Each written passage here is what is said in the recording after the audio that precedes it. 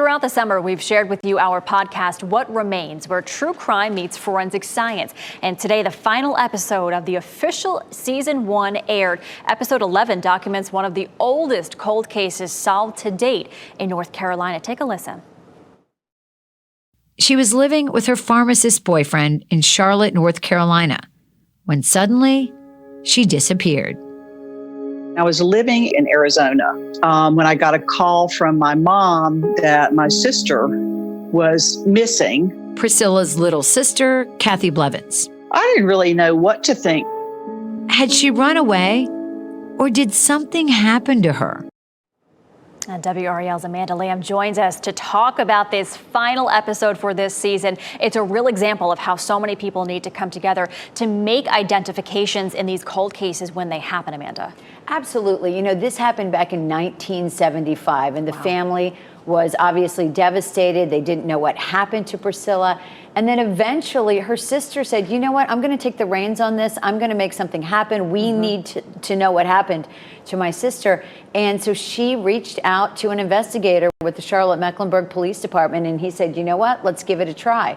And so they started working on this case, and it took them about 10 years to finally solve it. But, you know, those answers are so important to these heartbroken families. Yeah, absolutely. And the crazy thing about all of this is that the remains of the woman found along I-40 just south of the Tennessee border had just been sitting at the state medical's office since 1985. So how do you explain that? Yeah, it's really, this is really the sad part of so many of these cases. We didn't have the DNA technology back then. We didn't have the high-level testing we have now. So what ended up happening in around mid-2000s, one of the medical examiners said, you know, I'm going to try this again. I'm going to put this information into a DNA database from these remains that have been sitting here. And lo and behold, they were able to match her up with her sister. And she brought her sister home and was able to bury her and have a service. And so it really meant a lot to that family. Yeah, absolutely. Goodness, I listen to this podcast because it's just so good.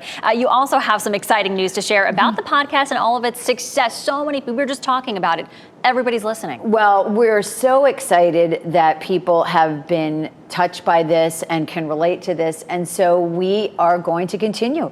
Officially, season 1 would have ended today with episode 11, but we've been working all summer. We have 10 episodes in production. And so starting 2 weeks from today, we're going to bring you a new episode every 2 weeks. So we really appreciate it. We have more than 200,000 downloads. We've been featured on a lot of different podcast apps. And we've heard from so many listeners who have been giving us great feedback. So we really appreciate it. Keep listening. We're going to keep producing content. Keep listening, and if you haven't listened yet, download it because it is absolutely incredible. Amanda, thank you so much, and congratulations. Thanks, Michelle. And you can listen to episodes 1 through 11 right now on Apple Podcasts or wherever you get your podcasts. You can look for brand new episodes coming in 2 weeks, something that Chris Lovingood is also listening to as well. He told us about that, Chris. Yeah, I've had friends reach out to me and go, hey, you work at WRAL, right? Like, is that the place where you guys are producing that podcast? So people are definitely listening to What Remains.